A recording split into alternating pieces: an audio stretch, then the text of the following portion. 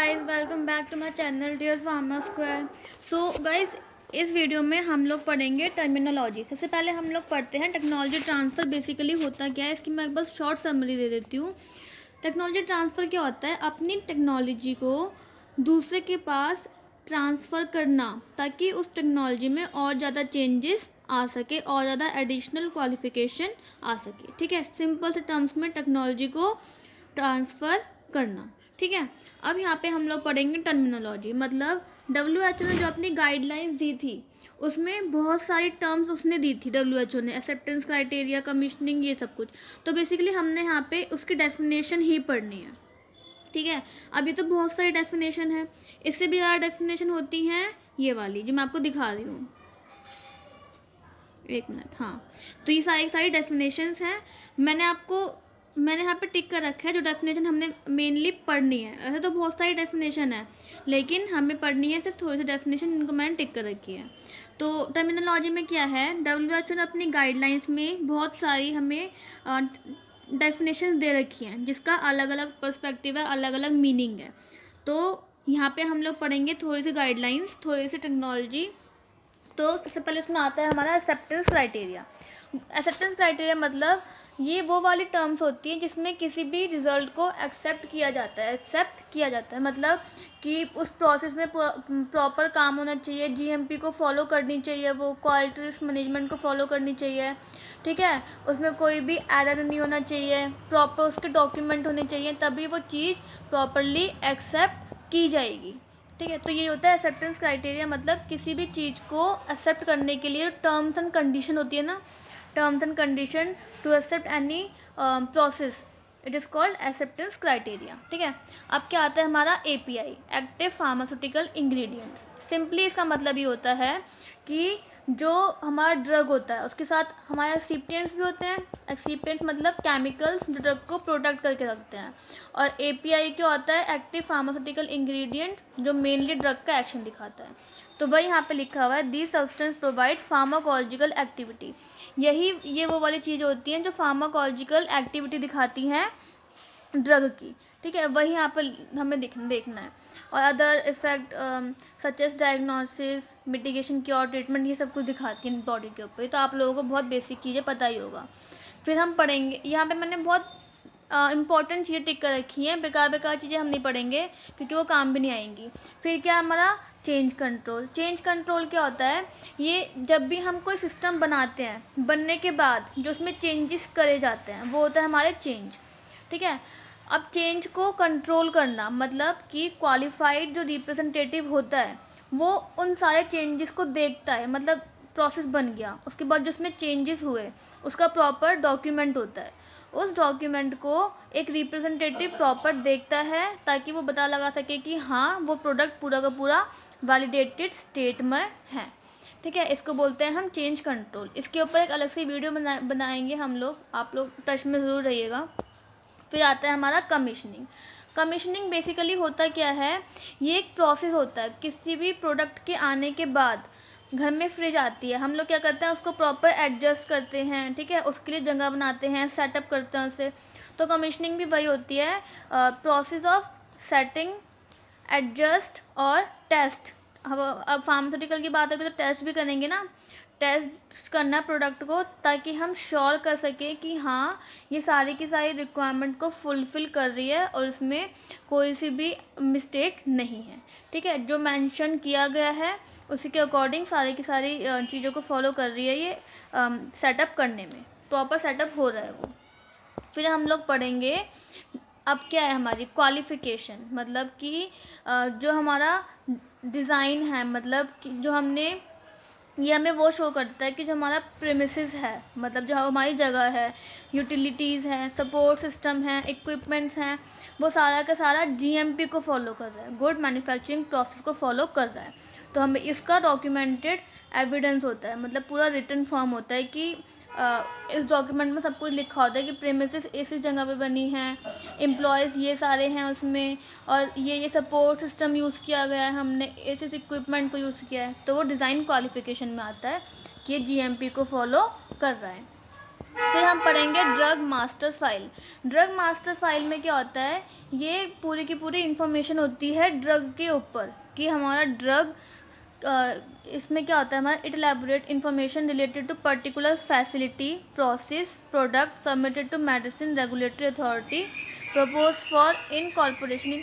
अब क्या है, इसमें ड्रग के बारे में सारी इन्फॉर्मेशन होती है DMF ड्रग मास्टर फाइल में, ये बताने के लिए कि हाँ हमारा ड्रग मार्केटिंग ऑथराइजेशन के लिए अप्रूव्ड है। ठीक है, ये WHO गाइडलाइंस में दे रखा है कि ड्रग मास्टर फाइल का यूज़ किया, लेकिन लोगों को पता नहीं ड्रग मास्टर फाइल होती क्या है। अब क्या आता है हमारा GMP, सबसे इम्पॉर्टेंट चीज़ होती है ये हमारा क्वालिटी एश्योरेंस। क्वालिटी एश्योरेंस हम आगे पढ़ेंगे। ये क्वालिटी एश्योरेंस का एक पार्ट है जो हमें ये बताता है, कंफर्म करता है कि जो प्रोडक्ट हैं प्रॉपर क्वालिटी स्टैंडर्ड को मीट कर रहे हैं। जो हमारा प्रोडक्ट है प्रॉपर क्वालिटी स्टैंडर्ड को मीट कर रहा है। ये किसके लिए, मार्केटिंग के लिए। ठीक है, ये हमारा GMP होता है, गुड मैन्युफैक्चरिंग प्रैक्टिस। बहुत ब्रॉड टर्म है, आप लोग इसको याद पक्का कीजिएगा, बहुत ब्रॉड टर्म होती है ये। अब क्या हमारी दो चीज़ें आती हैं, क्वालिफिकेशन और वैलिडेशन। हमें ये चीज़ देखना है क्वालिफिकेशन किसके लिए होती है, जब भी हमारा कोई प्रोडक्ट की बात होती है, इक्विपमेंट की बात होती है तो क्वालिफिकेशन होता है, और वैलिडेशन जब भी हमारा कोई प्रोसेस होता है वो वैलिडेट होता है।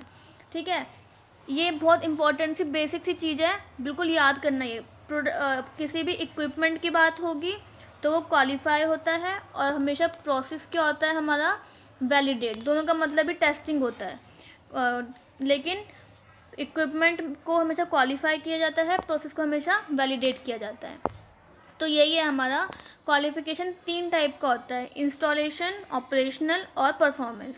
इंस्टॉलेशन क्या होता है, एक डॉक्यूमेंटेड एविडेंस है कि हमने अपने इक्विपमेंट को किस किस तरीके से इंस्टॉल किया है ताकि वो किस तरीके से वर्क कर रहा है। तो ये हमारा इंस्टॉलेशन क्वालिफिकेशन होता है। ऑपरेशनल क्वालिफिकेशन क्या होता है, ये हमारा डॉक्यूमेंटेड कन्फर्मेशन होता है कि हमारा जो सिस्टम है प्रॉपर ऑपरेटिंग, मतलब कि प्रॉपरली वर्क कर रहा है। ठीक है, अच्छे से काम कर रहा है, ऑपरेशन अच्छे से कर रहा है वो। और हमारा परफॉर्मेंस क्वालिफिकेशन होता है, ये हमारा डॉक्यूमेंटेड एविडेंस होता है जो ये कंफर्म करता है कि confirm that equipment or system works steadily, provide reproducibly within the established specification parameters for extended period। मतलब हमारा जो प्रोडक्ट मतलब इक्विपमेंट है वो प्रॉपर स्पेसिफिकेशन और पैरामीटर्स को फॉलो करके अपना काम कर रहा है। तो क्वालिफिकेशन के हमने 3 पार्ट पढ़े यहाँ पे। क्वालिफिकेशन के 3 पार्ट पढ़े हमने, इंस्टॉलेशन, ऑपरेशनल और परफॉर्मेंस। इंस्टॉलेशन में ये सारे डॉक्यूमेंटेड एविडेंस होते हैं। ये डॉक्यूमेंटेड एविडेंस है कि हमारा प्रोडक्ट प्रॉपर्ली इंस्टॉल्ड हुआ है।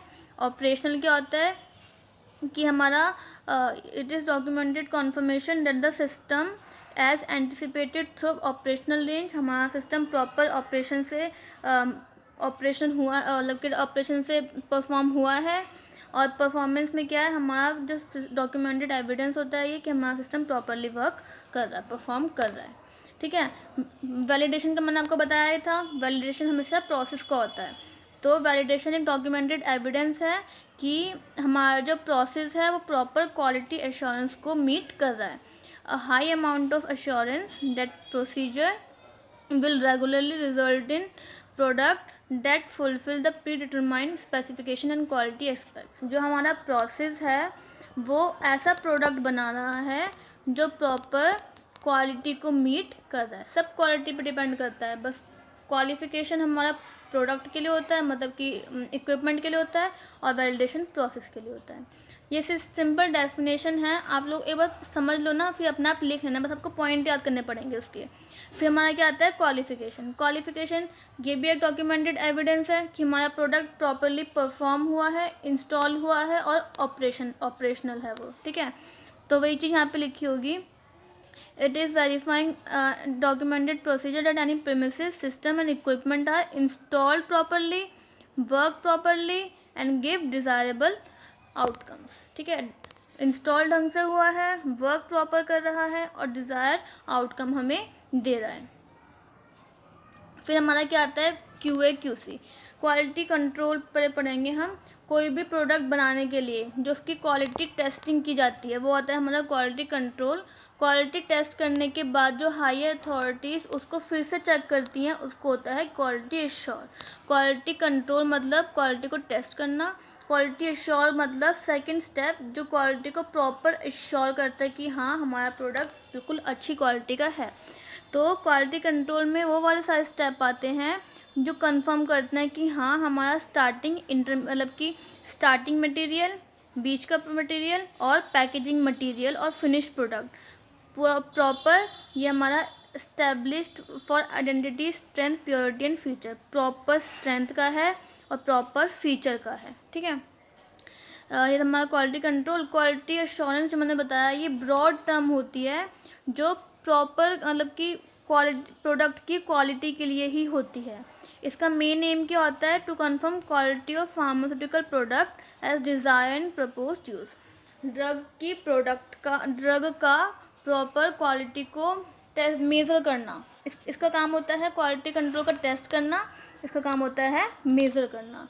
ये शॉर्ट टर्म गोल है और ये हमारा ब्रॉड टर्म है पूरा का पूरा। ठीक है, QA QC डिपार्टमेंट होता है ना, तो वही है, क्वालिटी को कंट्रोल करते हैं QC डिपार्टमेंट, क्वालिटी को एश्योर करते हैं QA डिपार्टमेंट। ठीक है, फिर हमारा क्या आता है quality risk management. Quality risk management क्या होता है, ये सारा किस्सा है ना स्टेप प्रोसेस होता है कि हमारा जो प्रॉपरली जो हमारा प्रोडक्ट है फार्मास्यूटिकल प्रोडक्ट वो प्रॉपर कंट्रोल्ड है, प्रॉपर रिव्यू हो रहा है वो। ठीक है, प्रॉपर असेंबल हो रहा है कि जो रिस्क है ना उसमें वो कम है, रिस्क मतलब कि रिस्क को मेंटेन किया गया है, प्रोडक्ट की रिस्क को मेंटेन किया गया है। ठीक है, वही यहाँ पे लिखा है स्टेप वाइज प्रोसीजर है that the risk to the quality of pharmaceutical product through the shelf life. मतलब यही है, स्टेप वाइज प्रोसीजर है ये जहाँ पे हमारी क्वालिटी की रिस्क को मेंटेन किया गया है कि इसमें ज़्यादा रिस्क ना हो किसी भी स्टेप से। सेंडिंग और रिसीविंग यूनिट होती है। सेंडिंग यूनिट जो अपने प्रोडक्ट को भेजती है, रिसीविंग यूनिट जो प्रोडक्ट को कलेक्ट करती है। वही यहाँ पे सेंडिंग और रिसीविंग यूनिट है। SOP सबसे इम्पॉर्टेंट चीज़, हर किसी कंपनी का अपना अपना SOP होता है। हर किसी कंपनी का अपना अपना SOP होता है, स्टैंडर्ड ऑपरेटिंग प्रोसीजर होता है जिसके अकॉर्डिंग वो काम करती है। मैंने एक कंपनी चलाई, मतलब मान लो मैंने एक फार्मेसी चलाई, मेरा SOP में क्या रिटर्न होगा कि कटी हुई मेडिसिन डब्बे में नहीं होगी, first come first out, FIFO से हमारा पूरा मेज़र होगा, काम होगा। मेरी फार्मेसी में 2 लाइसेंस लगेंगे, एक तो रिटेल लाइसेंस, नारकोटिक लाइसेंस। ठीक है, और हम प्रोडक्ट किसी भी पेशेंट को बिना उसके नंबर के बिना, मतलब कि जो हॉस्पिटल में नंबर देते हैं उसके बिना मेडिसिन नहीं मिलेंगी, चाहे वो OTC मेडिसिन ही क्यों ना हो। तो मतलब मैंने एक SOP बना लिया अपना। तो यही होता है स्टैंडर्ड ऑपरेटिंग प्रोसीजर। अब हर किसी कंपनी का अपना अपना SOP होता है जो उसको फॉलो करते हैं। ठीक है, यही है हमारा approved written process giving direction to perform operations not specific to particular process of material. मतलब रिटर्न प्रोसेस होता है कंपनी जो उसको फॉलो करती है। ठीक है, यही हमने चीज़ें यहाँ पे पढ़नी है और यहाँ पे हम एक वैलिडेशन भी पढ़ सकते हैं। ये प्रोसेस का होता है ना, रिटर्न एविडेंस होता है कि हमारा प्रोसेस प्रॉपर क्वालिटी को मेंटेन करते हुए चल रहा है। तो हमने जितनी भी अभी चीज़ें देखी तो उसमें हमें पढ़ने तो बहुत सारी है, लेकिन हम कौन कौन से पढ़ेंगे जो हमें याद रहें। एक्सेप्टेंस क्राइटेरिया, किसी भी प्रोसेस को एक्सेप्ट करने के लिए, मेरे से एक बार फिर से दोहराइए आप लोग, एक्सेप्टेंस और API। ठीक है, चेंज कंट्रोल कमीशनिंग, फिर हमारा क्या आएगा design qualification, drug master file, फिर हमारा क्या आएगा GMP के बाद इंस्टॉलेशन, ऑपरेशन और परफॉर्मेंस क्वालिफिकेशन। उसके बाद क्वालिफिकेशन और वैलिडेशन को हम एक्सप्लेन कर सकते हैं। QA QC, रिसीविंग और सेंडिंग यूनिट, QRM और SOP। That's it for now. ठीक है, जो हमें याद करना है। अगर मैंने तो यहाँ पे आपको पूरी की पूरी स्लाइड दे रखी है, अगर आप लोग स्क्रीनशॉट लेके भी समझ सकते हैं, आप लोगों को और चीज़ें समझनी है। मेरा तो बेसिक यही है कि बेसिक सी चीज़ समझो ताकि एग्ज़ाम में ज़्यादा डिफ़िकल्टी ना हो। ठीक है, होती तो बहुत सारी चीज़ें पढ़ने के लिए, लेकिन वही चीज़ समझो जो समझ में आए, फालतू की चीज़ बिल्कुल मत पढ़ो। ये तो हमारी टर्मिनोलॉजी हो गई, जो WHO ने अलग अलग टर्म्स दी हैं परफॉर्म, मतलब कि अपने गाइडलाइंस में अलग अलग टर्म्स दिए ना, उनकी डेफिनेशन हो गई टर्मिनोलॉजी में। फिर हमारा क्या आता है, टेक्नोलॉजी ट्रांसफ़र प्रोटोकॉल। मतलब कि ये ना हमारा प्रोटोकॉल होता है कि अपनी किसी भी टेक्नोलॉजी को ट्रांसफ़र करने के लिए। अब देखो, अब आप लोग क्या करोगे, मान लो कि कोई आप चीज़, अपना मोबाइल की टेक्नोलॉजी दूसरे के पास ट्रांसफ़र कर रहे हो, उसके लिए आप पहले पूरा प्रोटोकॉल करोगे, मतलब कि पूरा रूल्स डिसाइड करोगे कि हमें प्रोटोकॉल में मतलब कि हमें टेक्नोलॉजी ट्रांसफ़र में अपना ऑब्जेक्टिव लिखना होगा, मोबाइल काम कैसे कर रहा है वो लिखना होगा, कितने कितने एम्प्लॉय ने काम किया वहाँ पे वो लिखना होगा। हम पूरे स्टेजेस लिखेंगे, किस किस स्टेज पे हमारा प्रोडक्ट ट्रांसफ़र होगा। ठीक है, पर्सनल कितने हैं इसके, स्कोप क्या है इसका। तो मतलब टेक्नोलॉजी ट्रांसफ़र करने से पहले जो हम प्रोटोकॉल्स अपने बनाते हैं, अपने ही रूल्स गाइडलाइंस बनाते हैं, उसको बोलते हैं टेक्नोलॉजी ट्रांसफ़र प्रोटोकॉल। ठीक है, these are some rules and guidelines to transfer the technology को ट्रांसफ़र करने से पहले ही जो हम लोग अपने रूल्स बनाते हैं वो होता है टेक्नोलॉजी ट्रांसफ़र प्रोटोकॉल। अब इसमें प्रोडक्ट में भी ट्रांसफ़र, ये तो हमारा सिंपल सी चीज़ है, प्रोडक्ट हमारा डेवलपमेंट स्किल अप और साइट ट्रांसफ़र के बीच में ही होगा। ये हमारा क्या है, टेक्नोलॉजी ट्रांसफ़र प्रोटोकॉल में आता क्या क्या चीज़ें हैं, जो हम डॉक्यूमेंटेड मतलब कि पूरा का पूरा डॉक्यूमेंट बनाते हैं ना ट्रांसफ़र करने से पहले, तो उसमें आती क्या क्या चीज़ें हैं, हमारा ऑब्जेक्टिव, स्कोप, टेक्नोलॉजी ट्रांसफ़र का ऑब्जेक्टिव, स्कोप क्या क्या है, कितने लोगों ने वहाँ पे काम किया है पर्सनल, उनकी रिस्पॉन्सिबिलिटीज़ क्या क्या थी, और डिफरेंट मटेरियल्स, मेथड और इक्विपमेंट के बीच में कोरिलेशन क्या था, कितने स्टेजेस पे ट्रांसफ़र किया हमने। ठीक है, एक प्रोडक्ट इसमें बना, फिर हमने प्रोसेस बनाया, फिर हम मतलब कि कितने कितने स्टेजेस आए उसके। ठीक है, basically identification and critical control point, ये सब कुछ सारा का सारा कितने क्रिटिकल पॉइंट्स हैं जो हमें ध्यान में रखना है। ठीक है, फिर ये सब कुछ चीज़ें हमारी इसमें आती हैं, मतलब कि experimental design, acceptable criteria, information on trial product, batches, qualification batches, product validation, change control, assessment of and product, conclusion of approval. मतलब सारी की सारी चीज़ें प्रोटोकॉल में हम लोग लिखते हैं टेक्नोलॉजी ट्रांसफ़र के टाइम पे जो हमें यूज़ आती हैं। ठीक है, बेसिकली क्या होता है कि हम लोगों ने कोई काम करना है तो हम लोग पहले प्लान करेंगे ना उसका, कि किस किस तरीके से हमें हमारा स्कोप क्या है, ऑब्जेक्टिव क्या है, कितने हमें लोग वहाँ पे रखने हैं, कितने कितने तरीके से हम काम करेंगे, कितना पैसा लगाना है, तो वो सब कुछ प्रोटोकॉल में आता है। आप लोग खुद से भी लिख सकते हो बना के, एक बार बस समझने की ज़रूरत होती है कि इसमें आता क्या क्या है। ठीक है, फिर हमारा क्या होता है, sending unit should provide.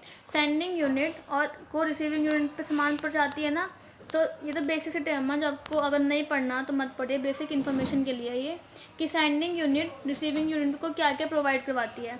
Validation equipment, मैंने बताया था प्रोसेस का होता है ये। इन्फॉर्मेशन ऑन हज़ार्ड्स, मतलब कि जितने भी हज़ार्ड्स आ सकते हैं टेक्नोलॉजी को बनाते वक्त, वो सब कुछ। अगर सेंडिंग यूनिट और रिसीविंग यूनिट साथ में काम करें तो क्या क्या हो सकता है, ये रिपोर्ट प्रिपेयर कर सकते हैं ट्रांसफ़र प्रोटोकॉल की। ठीक है, साथ में तो प्रोटोकॉल अच्छा बनेगा ना, ये तो वही है, दो इंसान अगर साथ मिलकर काम करें तो प्रोडक्ट तो अच्छा बनता ही है।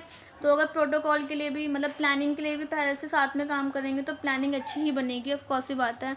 Installation qualification and operation qualification for manufacturing and packaging equipment, मतलब अगर सेंडिंग यूनिट और receiving unit jointly verify each other, एक दूसरे को वेरीफाई कर सकते हैं। सेंडिंग यूनिट और रिसीविंग यूनिट एक दूसरे को वेरीफाई करते हैं, कैसे, प्रोटोकॉल की हेल्प से, रूम की क्वालिफिकेशन से, जॉइंट ट्रेनिंग प्रोग्राम और चेंज कंट्रोल, इन सब की हेल्प से सेंडिंग और रिसीविंग यूनिट एक दूसरे को वेरीफाई कर सकते हैं। अब टेक्नोलॉजी ट्रांसफ़र का यूज़ क्या है, ये हमने पहले भी पढ़ा था, हम लोग फिर पढ़ लेते हैं। टेक्नोलॉजी ट्रांसफ़र, अगर कोई इंसान अपना प्रोडक्ट मैन्युफैक्चर नहीं कर पा रहा, आधे स्टेज पे ही वो रुक गया, तो अपनी टेक्नोलॉजी दूसरे के पास ट्रांसफ़र कर देता है। तो भैया लैक ऑफ मैन्युफैक्चरिंग कैपेसिटी की वजह से टेक्नोलॉजी का ट्रांसफ़र होता है। लैक ऑफ रिसोर्सेज मेन चीज़ है, पैसा नहीं है, रिसोर्स नहीं आ पा रहा हमारा, तो हमने ट्रांसफ़र कर दिया। Lack of resources, lack of marketing and distribution capacity, अब तो प्रोडक्ट हमारा बन गया, मैंने अपनी वीडियो बना ली, लेकिन मेरे पास इतना रिसोर्स नहीं है कि मैं उसको मोनेटाइज कर सकूं, तो मैंने क्या किया, थर्ड पार्टी को अपना वीडियो का पासवर्ड देते ताकि वो उसको मार्केटिंग कर सके, मोनेटाइज कर सके। तो वही चीज़ है, मार्केटिंग एबिलिटी नहीं हो पाती फर्स्ट पर्सन के पास, तो इसलिए वो टेक्नोलॉजी का ट्रांसफ़र कर देता है। Exploitation in different field of application, exploit करना अपने प्रोडक्ट को। तो बेसिकली यही है हमारा टेक्नोलॉजी ट्रांसफ़र टर्मिनोलॉजी और टेक्नोलॉजी ट्रांसफ़र प्रोटोकॉल। तो guys thank you very much. आप लोगों को ये वीडियो अच्छी लगे तो मैं लाइक सब्सक्राइब के लिए बिल्कुल नहीं बोल रही हूँ, बस आप लोग कमेंट बॉक्स में मुझे बताइए कि ये वीडियो कैसी लगी आप लोगों को और मैं उसमें क्या क्या इम्प्रूवमेंट कर सकती हूँ। तो guys thank you very very much ये वीडियो पूरी सुनने के लिए। Thank you.